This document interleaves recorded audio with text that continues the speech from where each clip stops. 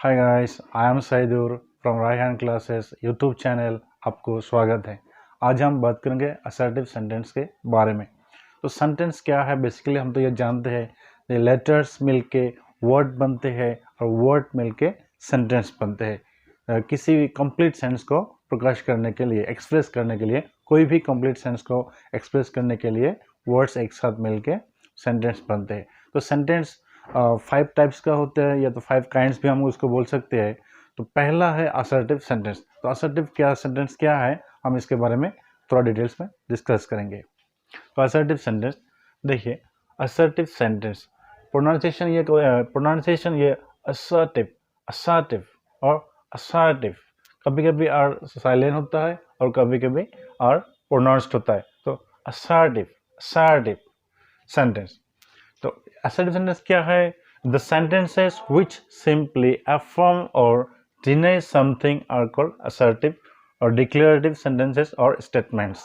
मतलब वो sentences जो simply कुछ opinion हो, information हो, कोई भी बात तो simply express करता है, affirm करता है, या तो deny भी कर सकता है, मतलब हाँ में भी हो सकता है या ना में भी हो सकता है। सिंपली एक्सप्रेस जो करता है उसको हम जनरली असर्टिव सेंटेंस कहते हैं। देखिए, अफर्म और deny something are called assertive. कुछ भी हो, अफर्म करता है, निश्चित रूप से कुछ कहता है, या तो डिनाई मतलब ना कर देना, मतलब उसको नहीं मान लेना, उसको डिनाई जो कहते हैं उसको डिनाई कर देता है, वही सेंटेंसेस है असर्टिव सेंटेंसेस।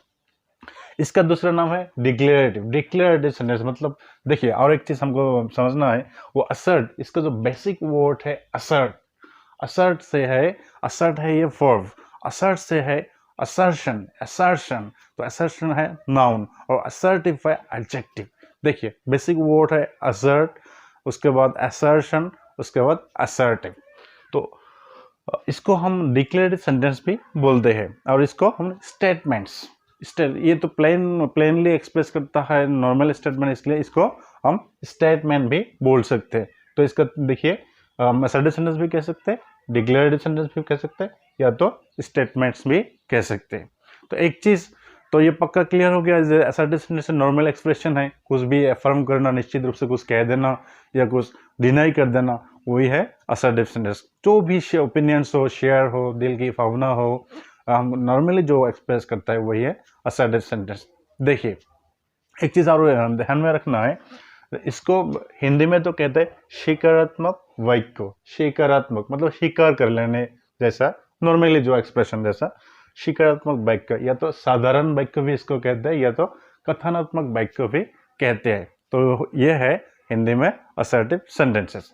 तो एक चीज और याद में रखना है, असर्टिव सेंटेंस के एंड में, लास्ट में हमेशा हम फुल स्टॉप यूज करते हैं। देखिए, ये फुल स्टॉप, और ये अफर्मेटिव और नेगेटिव भी हो सकता है। मीनिंग के हिसाब से हम अफर्मेटिव नेगेटिव क्या है ये बाद में हम डिस्कस करेंगे, लेकिन यहाँ पे हम फिलहाल इतना ही कहेंगे कि अफर्मेटिव मतलब जिसका मीनिंग हाँ में है वो है अफर्मेटिव सेंटेंस, और जिसका मीनिंग ना में है मतलब नहीं मीनिंग जैसा समझाता है वो है नेगेटिव सेंटेंस। देखिए, ही इज ए डॉक्टर, वो एक डॉक्टर है, ये हाँ मीनिंग में है, इसलिए ये है affirmative sentence, assertive but affirmative. अगर ये हमको नेगेटिव में लेंगे, देखिए he is not a doctor, ये डॉक्टर नहीं है, तो ये है नेगेटिव सेंटेंस। और आई एम ए टीचर, मैं एक शिक्षक हूँ, ये अफर्मेटिव सेंटेंस में है। I am not a teacher, अगर मैं बोलूँ I am not a teacher, मैं शिक्षक नहीं हूँ, तब यह बनेगा नेगेटिव सेंटेंस। तो देखिए, एक चीज क्लियर है, असर्टिव सेंटेंस जो होता है ये अफर्मेटिव भी हो सकता है या नेगेटिव भी हो सकता है। सिर्फ असर्टिव ही नहीं है, बाकी सेंटेंस भी अफर्मेटिव या तो नेगेटिव में आ सकता है। हम यहाँ पे जेहेतु हम बेसिकली हम यहाँ पे असर्टिव सेंटेंस के बारे में डिस्कस कर रहे हैं, तो असर्टिव सेंटेंस पहला पॉइंट है, अफर्मेटिव भी हो सकता है या तो नेगेटिव सेंटेंस भी हो सकता है, और इसके आखिर में हमेशा फुल स्टॉप यूज होता है, ये हमको याद में रखना है। और एक एग्जाम्पल देखिए, I have seen the Taj Mahal, मैंने ताजमहल देखा है। ही इज माई फ्रेंड, वो मेरा दोस्त है। दे वेर गुड प्लेयर्स, वे अच्छे खिलाड़ी है। ये तीनों अफर्मेटिव में है। अगर मैं यहाँ पे नोट लगा दूँ तो होगा I have not seen the Taj Mahal, मैंने ताजमहल नहीं देखा है।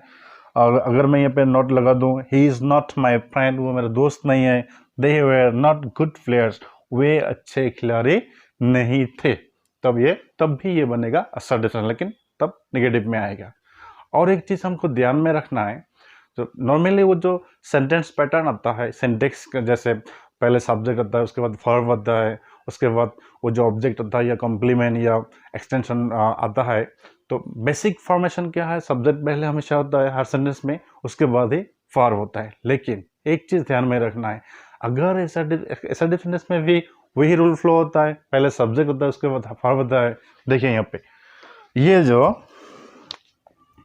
ये जो आई है ये भी सब्जेक्ट है, इसमें ही है ये भी सब्जेक्ट है, इसमें दे है, ये तीनों सब्जेक्ट है। देखिए पहले सब्जेक्ट आया, उसके बाद वर्ब आ गया, पहले सब्जेक्ट उसके बाद वर्ब, पहले सब्जेक्ट उसके बाद वर्ब आ गया। लेकिन कहीं कहीं में ये रूल थोड़ा अलग सा हो सकता है। अगर वो सेंटेंस हेयर से या तो देयर से शुरू होने वाला है, तो उस कैटेगरी के सेंटेंस में सब्जेक्ट पहले के बदले हमेशा वर्ब के बाद में यूज होता है। पहले हियर या तो देयर यूज होगा, उसके बाद में मतलब सब्जेक्ट वर्ब के बाद में। पहले यहाँ पे नॉर्मली क्या होता है, सब्जेक्ट पहले उसके बाद वर्ब होता है, लेकिन जिस सेंटेंसेस में हियर या तो देयर से शुरू होता है उनमें सब्जेक्ट हमेशा वर्ब के पीछे में आता है। देखिए हम थोड़ा एग्जांपल लेके क्लियर करते हैं।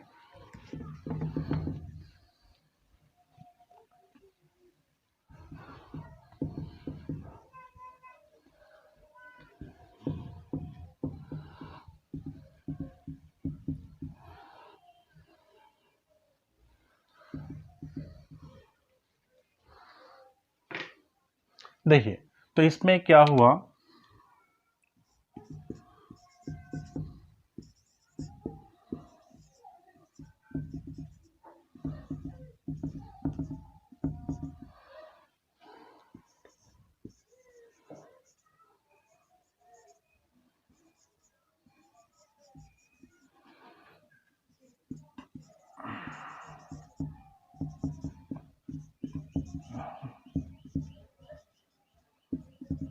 देखिए इस सेंटेंस में क्या है, इस सेंटेंस में देखिए हियर इज योर बुक, यहाँ पे तुम्हारा बुक है। इसमें देखिए पहले हियर से शुरू हुआ, उसके बाद ये देखिए बुक, जो सब्जेक्ट है वो पहले हियर के बाद पहले वर्ब आया, वर्ब के पीछे में सब्जेक्ट आया, तो ये क्या हुआ, हियर से शुरू है, वर्ब के पीछे में सब्जेक्ट है। इसमें भी देखिए देयर से शुरू है, इसमें भी देखिए मैनी ट्रीज, इसमें देखिए ये वर्ब है, वर्ब के पीछे में सब्जेक्ट है।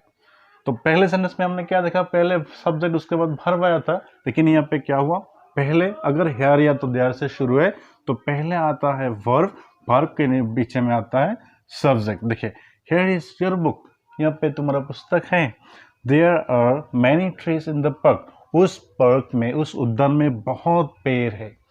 तो ये तो क्लियर हो गया, हियर से या तो देयर से शुरू है तब सब्जेक्ट जो होता है वो वर्ब के पीछे में यूज होता है।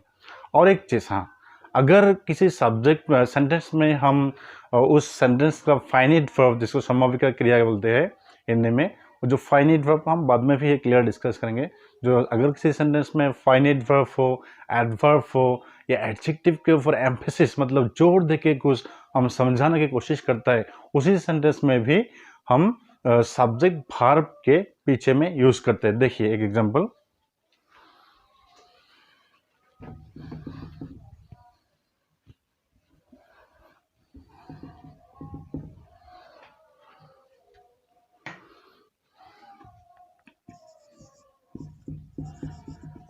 Great was the battle, T-L-E, battle. Never was there such a good doctor. देखिए इस सेंटेंस में देखिए great was the battle, great was the battle, यहाँ पे ग्रेट पे एम्फेसिस आ रहा है, ग्रेट वॉज द बैटल। देखिए ये वर्ब के पीछे में सब्जेक्ट आ गया, तो ग्रेट वॉज द बैटल, वो जो युद्ध था, महान थे, महायुद्ध कहलाता है जो, ग्रेट वॉज द बैटल, इसमें ग्रेट के ऊपर एम्फेसिस है। इसमें देखिए never was there such a good doctor, उसके जैसे अच्छे डॉक्टर नहीं थे, उस आदमी के जैसा अच्छे डॉक्टर नहीं थे. So never was there such a good doctor. यहाँ पे भी देखिए हम सब्जेक्ट को पीछे में रखा है. तो इसी तरह जब हम किसी एडवर्ब हो, किसी एडजेक्टिव हो या किसी फाइनाइट वर्ब के ऊपर मतलब एम्फेसिस करते हैं, तब हम सब्जेक्ट को वर्ब के पीछे में रखते हैं. और सेंटेंस देखिए,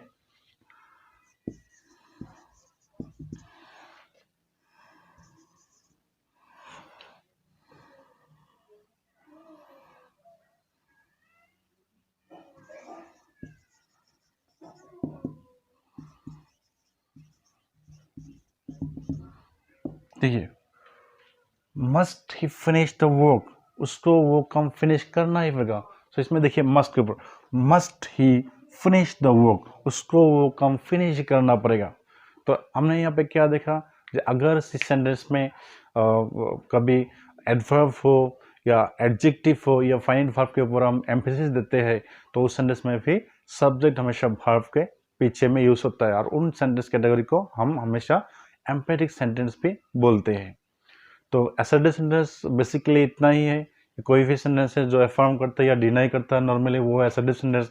कोई भी ओपिनियन हो और इंफॉर्मेशन हो और नॉर्मली जो एक्सप्रेस करता है वो असर्टिव सेंटेंस. ये अफर्मेटिव भी हो सकता है, मतलब हाँ मीनिंग में भी हो सकता है, या नेगेटिव ना मीनिंग में भी हो सकता है. और अफर्मेटिव असर्टिव सेंटेंस के बाद में हमेशा फुल स्टॉप यूज होता है और सब्जेक्ट हमेशा पहले होता है, बाद में फॉर्म होता है. लेकिन अगर वो सेंटेंस में हेयर से या तो देयर से शुरू है, तब हम सब्जेक्ट को वर्ब के पीछे में यूज करते हैं. अगर किसी सेंटेंस में अगर उस सेंटेंस के फाइनाइट वर्ब हो, एडजेक्टिव हो या एडवर्ब के ऊपर एम्फेसिस देके कुछ बोलना या तो कुछ लिखना है, तब भी हम सब्जेक्ट को वर्ब के पीछे में यूज करते हैं. तो बेसिकली असर्टिव सेंटेंस के लिए इतना ही है. उम्मीद है आपको वीडियो अच्छा लगा. तो प्लीज़ एक शेयर कीजिए, लाइक कीजिए और एक सब्सक्राइब करके हमारे बीच में रहिए, दोस्तों के बीच में शेयर कीजिए. Then thanks for watching.